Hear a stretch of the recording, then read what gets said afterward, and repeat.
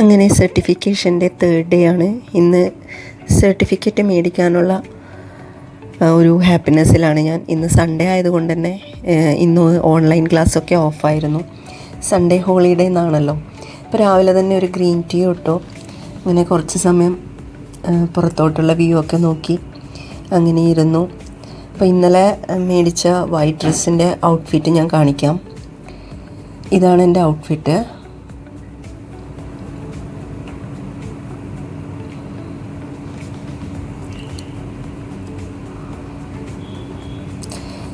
എനിക്ക് ആക്ച്വലി ഭയങ്കര ഹാപ്പിനെസ്സാണ്. ഇന്ന് പ്രാക്ടിക്കൽ സെഷനും ഉണ്ട്, പിന്നെ സർട്ടിഫിക്കേഷനും കയ്യിൽ കിട്ടാൻ പോവുകയാണ്.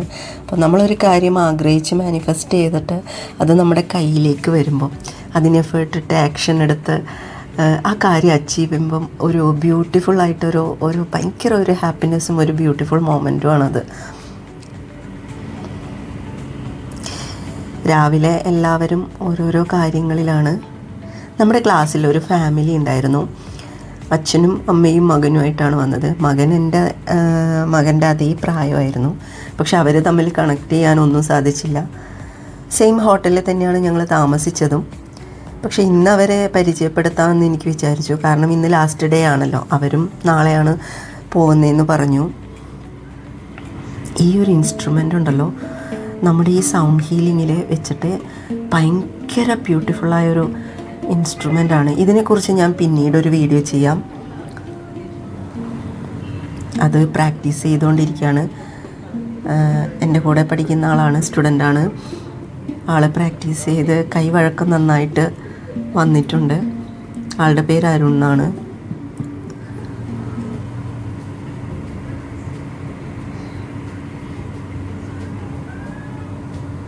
പിന്നെ എല്ലാവരും ഓരോരോ കാര്യങ്ങളൊക്കെ ഡിസ്കസ് ചെയ്ത് അങ്ങനെ ഇരിക്കുകയായിരുന്നു. സാറിൻ്റെ മകളും ഇന്ന് കൂടെ ഉണ്ടായിരുന്നു. പിന്നെ എൻ്റെ സെഷൻ എത്തി, പ്രാക്ടിക്കൽ സെഷൻ. ഈ ഒരു ബൗളിൽ ആ ഒരു സൗണ്ട് ഹീലിങ്ങിൻ്റെ വൈബ്രേഷൻ അതിങ്ങനെ ഒബ്സർവ് ചെയ്യുമ്പോൾ കിട്ടുന്നൊരു ഫീല് ഭയങ്കര ബെനിഫിറ്റാണ് കേട്ടോ.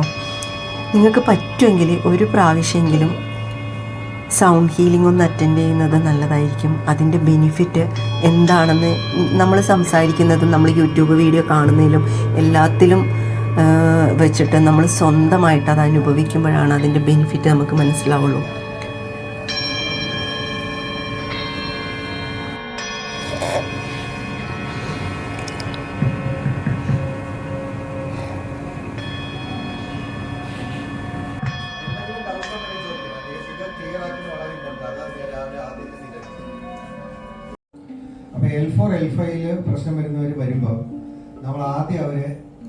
ഹെൽത്ത് ഇഷ്യൂസ് ഉള്ളവരൊക്കെ എങ്ങനെ ട്രീറ്റ് ചെയ്യണമെന്നൊക്കെ ഡീറ്റെയിൽ ആയിട്ട് പഠിപ്പിച്ചു തന്നു. ഇത് ആക്ച്വലി വെജ് ക്രീമി സൂപ്പാണ് കേട്ടോ. സൂപ്പറായിരുന്നു. ഇന്നത്തെ ദിവസം ലഞ്ചിന് മോൻ കൂടെ വന്നു. എപ്പോഴും അവൻ ഓർഡർ ചെയ്താണ് കഴിക്കാറ്. ഈ ഒരു ഇൻസ്ട്രുമെൻ്റ് അവന് വായിക്കണം എന്ന് ഭയങ്കര ആഗ്രഹമായിരുന്നു. അങ്ങനെ അവൻ വന്നൊന്ന് ട്രൈ ചെയ്തു. പെട്ടെന്ന് ആൾ ക്യാച്ച് ചെയ്തു കേട്ടോ. അവൻ ചെണ്ടയൊക്കെ കൊട്ടുന്നത് കൊണ്ടായിരിക്കാം.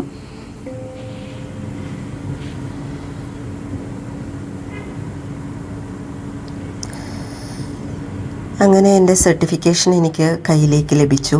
Thank you universe, thank you my creator.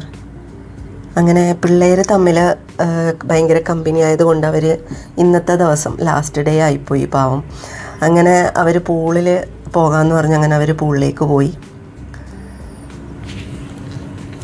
സാധാരണ അവൻ റൂമിൽ തന്നെ ഇരുന്ന് ഫുഡൊക്കെ ഓർഡർ ചെയ്ത് സൊമാറ്റോയിലാണ് ഓർഡർ ചെയ്യൽ, അങ്ങനെ കഴിക്കാറായിരുന്നു. പിന്നെ നമ്മൾ ഈ ഹോട്ടലിൽ വന്നിട്ട് ഇവിടുത്തെ റെസ്റ്റോറൻറ്റിലെ ഫുഡൊന്ന് ടേസ്റ്റ് ചെയ്യാണ്ട് പോകുന്നത് ശരിയല്ലല്ലോ. അതുകൊണ്ട് ലഞ്ച് ഞാൻ അവൻ്റെ അടുത്ത് നമുക്കൊന്നിച്ച് കഴിക്കാമെന്ന് പറഞ്ഞു. ഓർഡർ ചെയ്തിട്ട് കിട്ടുമ്പോഴേക്കും എൻ്റെ ക്ലാസ്സിൻ്റെ ടൈം പോകുന്നത് കൊണ്ട് നമ്മളെന്താണോ കഴിച്ചത്, നമുക്കിവിടെ ഫുഡ് പ്രൊവൈഡ് ചെയ്തിട്ടുണ്ടായിരുന്നു, എന്താണോ കഴിച്ചത് അത് തന്നെ കഴിക്കാമെന്ന് പറഞ്ഞിട്ട് അങ്ങനെ ഇരുന്നു. അങ്ങനെ അതിനവർ എക്സ്ട്രാ 750 പ്ലസ് ടാക്സാണ് അവർ എമൗണ്ട് പറഞ്ഞിരുന്നത്.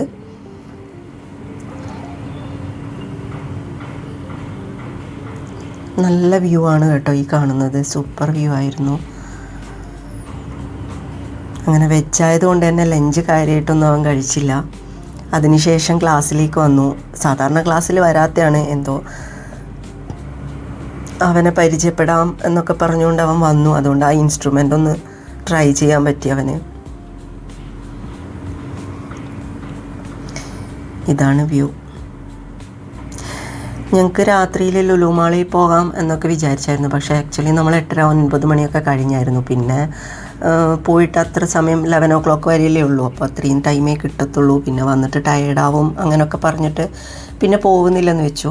അങ്ങനെ ഇരുന്നപ്പോൾ അവർ തൊട്ടടുത്ത് തന്നെ ഒരു 2 kilometer ഡിസ്റ്റൻസിൽ ഗെയിമിംഗ് സെൻറ്റർ ഉണ്ടെന്ന് പറഞ്ഞു. അവർക്ക് അത് പോകണമെന്ന് പറഞ്ഞു. അങ്ങനെ അവർ രണ്ടുപേരും മാത്രമായിട്ട് പോകാൻ നിന്നപ്പം ആ കുട്ടിയുടെ പേര് ജാക്ക് എന്നാണ് കേട്ടോ. അപ്പോൾ ജാക്കിൻ്റെ അമ്മ പറഞ്ഞു, എന്നാൽ നമുക്കും പോകാം, ജസ്റ്റ് ഒന്ന് പുറത്ത് പോയി ഡിന്നർ കഴിച്ചിട്ട് വരാമെന്ന് പറഞ്ഞു. അങ്ങനെ ഒരു തീരുമാനത്തിൽ ഞങ്ങൾ ഊബർ ബുക്ക് ചെയ്തു. അപ്പോൾ പിള്ളേർ രണ്ടുപേരും അവരുടെ ജാക്കിൻ്റെ ഫാദറും കൂടെ ഒരു ഊബറിന് പോയി.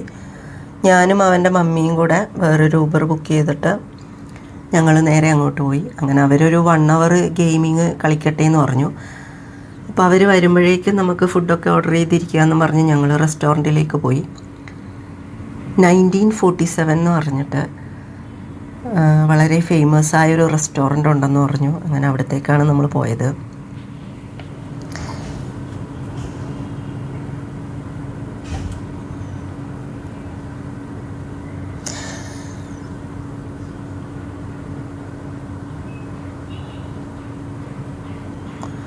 ഇതാണ് ആ റെസ്റ്റോറൻറ്റിൻ്റെ ആംബിയൻസ്.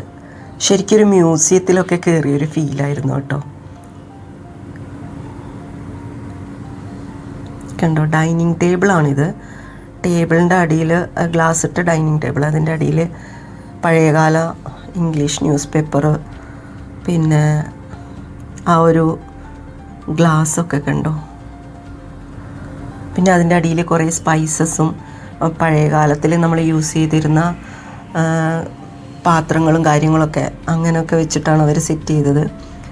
ഭരണി, പിന്നെ സിനമൺ, പിന്നെ പെപ്പർ, അങ്ങനെയുള്ള ഒരു കുറേ സ്പൈസസൊക്കെ വെച്ചിട്ട്, പിന്നെ എന്തോ ഉരുളി, പിന്നെ നറുനാഴി എന്നൊക്കെ പറയില്ലേ, അതൊക്കെ വെച്ച് കിണ്ടി, ഉണ്ണിയപ്പം ഒക്കെ ഉണ്ടാക്കുന്ന ഒരു ചട്ടിയൊക്കെ വെച്ചിട്ട്, അത് എന്താ പറയുക, പഴയ ഓടിൻ്റെ പാത്രം അങ്ങനെയൊക്കെ ഉണ്ടല്ലോ പണ്ടത്തെ, അങ്ങനത്തെ ഒരു ആംബിയൻസ് വെച്ചിട്ട് അവർ സെറ്റ് ചെയ്തിരിക്കുന്നത്. സൂപ്പറായിരുന്നു. ഞങ്ങൾ പിന്നെ 2 ഡിഷ് ഓർഡർ ചെയ്തു. ഇഞ്ചംപുളി പ്രോൺസും പിന്നെ ക്രാബ്സും, രണ്ടും നല്ല ടേസ്റ്റായിരുന്നു. പിന്നെ മോൻ കഴിച്ചത് ബീഫ് സ്റ്റിക്കും ഞാൻ ചിക്കൻ സ്റ്റിക്കും ഓർഡർ ചെയ്തു. അവരോരോ ഡിഷ്, ഒരാൾ ചിക്കനും മറ്റവർ രണ്ടുപേരും ബീഫ് തന്നെ അങ്ങനെ ഓർഡർ ചെയ്തു. ഇതാണ് ആ ഒരു റെസ്റ്റോറൻറ്റിൻ്റെ ആംബിയൻസ്. നോക്കി, എന്തൊരു ബ്യൂട്ടിഫുൾ ആണല്ലേ. ഇതിൻ്റെ ഫസ്റ്റ് ഫ്ലോറാണിത്. താഴേക്ക് ഇറങ്ങുമ്പം കുറേ ഫോട്ടോസും കുറേ കാര്യങ്ങളൊക്കെ അവർ സെറ്റ് ചെയ്തിട്ടുണ്ട്. കുറേ പേര് ഇവിടെ പോയിട്ടുണ്ടാവും, പക്ഷേ എൻ്റെ ഫസ്റ്റ് ടൈമാണ്, അതുകൊണ്ടാണ് ഞാൻ വീഡിയോ പോസ്റ്റ് ചെയ്യുന്നത്. എന്നെപ്പോലെ കാണാത്ത ആൾക്കാരുണ്ടെങ്കിൽ കാണുകയും ഇത് കാണുമ്പോൾ അവർക്ക് അവിടെ പോകാനും സാധിക്കട്ടെ എന്ന് വിചാരിക്കുന്നു. ഇതൊക്കെ നമ്മുടെ അടുത്ത് തന്നെയാണ്, കൊച്ചിയിൽ.